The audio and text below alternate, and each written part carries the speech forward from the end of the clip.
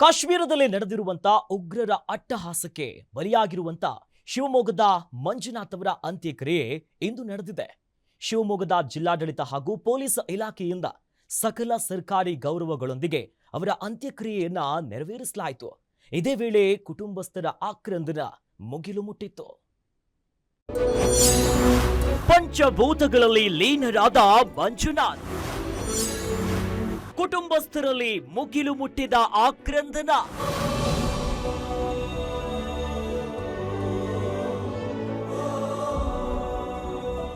ಮಗ ಎಸ್ಎಸ್ಎಲ್ಸಿ ಪರೀಕ್ಷೆಯಲ್ಲಿ ರ್ಯಾಂಕ್ ಬಂದಿದ್ದ ಖುಷಿಯಲ್ಲಿ ಶಿವಮೊಗ್ಗದ ಮಂಜುನಾಥ್ ಫ್ಯಾಮಿಲಿ ಕಾಶ್ಮೀರದ ಟ್ರಿಪ್ ಹೋಗಿದ್ರು.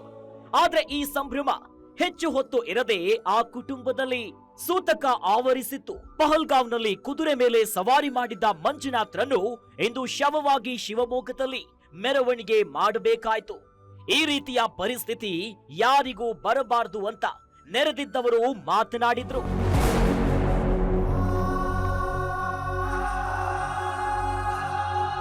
ಉಗ್ರರ ದಾಳಿಯಲ್ಲಿ ಮೃತಪಟ್ಟಿದ್ದ ಶಿವಮೊಗ್ಗದ ಮಂಜುನಾಥ್ ರಾವ್ ಅಂತ್ಯ ಸಂಸ್ಕಾರ ಎಂದು ನೆರವೇರಿತು. ಕಾಶ್ಮೀರದ ಶ್ರೀನಗರದಿಂದ ವಿಶೇಷ ವಿಮಾನದ ಮೂಲಕ ಬೆಂಗಳೂರಿಗೆ ಆಗಮಿಸಿದ ಮಂಜುನಾಥ್ ಅವರ ಮೃತ ದೇಹವನ್ನ ಕುಟುಂಬಕ್ಕೆ ಹಸ್ತಾಂತರಿಸಲಾಯಿತು. ಬೆಳಿಗ್ಗೆ 10:30ಕ್ಕೆ ಶಿವಮೊಗ್ಗದ ವಿಜಯನಗರದ ನಿವಾಸಕ್ಕೆ ತಲುಪಿದ್ದು ಕೆಲ ವಿಧಿವಿಧಾನಗಳನ್ನ ಪೂರೈಸಿ ಸಾರ್ವಜನಿಕ ದರ್ಶನಕ್ಕೆ ಇಡಲಾಯಿತು. ಇದಕ್ಕೂ ಮುನ್ನ ಬೆಂಗಳೂರಿನಿಂದ ಶಿವಮೊಗ್ಗದವರೆಗೂ ಅಲ್ಲಲ್ಲಿ ಸಾರ್ವಜನಿಕರು ಹೂವಿನ ಹಾರ ಹಾಕಿ ಗೌರವ ಅರ್ಪಿಸಿ ಭಯೋತ್ಪಾದಕರ ಕೃತ್ಯವನ್ನ ಖಂಡಿಸಿದ್ರು.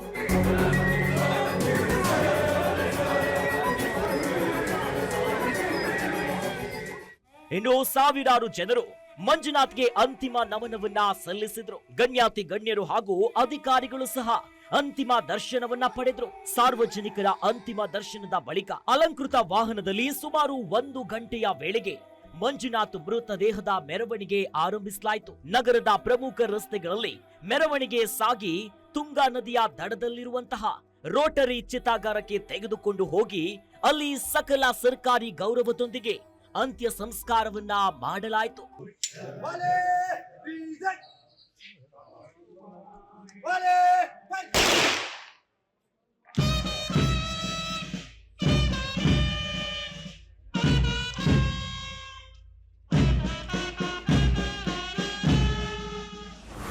days ಚೆನ್ನಾಗಾಯ್ತು. ಎಲ್ಲ ಟ್ರಿಪ್ ತುಂಬ ಚೆನ್ನಾಗಿತ್ತು. ನೆಕ್ಸ್ಟ್ 4th ಡೇ ಅಂದರೆ ಏಪ್ರಿಲ್ 22 ನಾವು ಪೆಹಲ್ಗಾಮಿಗೆ ಹೋದ್ವಿ. ಅಲ್ಲಿ ತಲುಪೊತ್ತಿಗೆ 12:30 ಆಗಿತ್ತು. ಅಲ್ಲಿ ಮೇಲ್ಗಡೆ ಹೋಗ್ಬೇಕಂತಂದ್ರೆ ಕುದುರೆನ ಹೈರ್ ಮಾಡ್ಕೊಂಡು ಹೋಗ್ಬೇಕು. ನಾವು 3 ಕುದುರೆ ಹೈರ್ ಮಾಡಿಕೊಂಡು ಮಿನಿ ಸ್ವಿಟ್ಜರ್ಲೆಂಡ್ ಆ ಪಾಯಿಂಟ್ ಹತ್ರ ಹೋದ್ವಿ.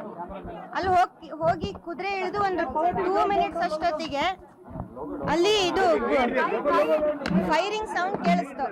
ಸೊ ನಾವು ಫೈರಿಂಗ್ ಸೌಂಡ್ ಅಂತಂದ್ರೆ ಏನೋ ಪಟಾಕಿ ಹೊಡಿತಿದ್ದಾರೆ ಅಂತ ಅನ್ಕೊಂಡ್ವಿ. ಎಲ್ಲರೂ ಇಗ್ನೋರ್ ಮಾಡಿದ್ವಿ. ನೆಕ್ಸ್ಟ್ ಒಂದು 2 ಮಿನಿಟ್ಸ್ ಬಿಟ್ಟು ಮತ್ತೆ ಫೈರಿಂಗ್ ಸೌಂಡ್ ಕೇಳಿಸ್ತು. ನಾವು ಅವಾಗ್ಲೂ ಯಾವುದೋ ಪ್ರಾಣಿಗಳಿಗೆ ಓಡಿಸಕ್ಕೆ ಅಥವಾ ಆರ್ಮಿಯರೇನೋ ಟ್ರೈನಿಂಗ್ ಮಾಡ್ತಿದ್ದಾರೆ.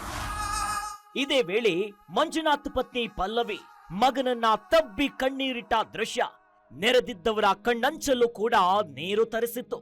ಬಳಿಕ ಬ್ರಾಹ್ಮಣ ಸಂಪ್ರದಾಯದ ಪ್ರಕಾರ ವಿಧಿವಿಧಾನಗಳನ್ನ ನಡೆಸಿ ಪುತ್ರ ಅಭಿಜಯ್ ತಂದೆ ಮಂಜುನಾಥ್ರ ಚಿತೆಗೆ ಅಗ್ನಿ ಸ್ಪರ್ಶವನ್ನ ಮಾಡುವ ಮೂಲಕ ಮಂಜುನಾಥ್ ಅವರು ಪಂಚಭೂತಗಳಲ್ಲಿ ಲೀನರಾದ್ರು.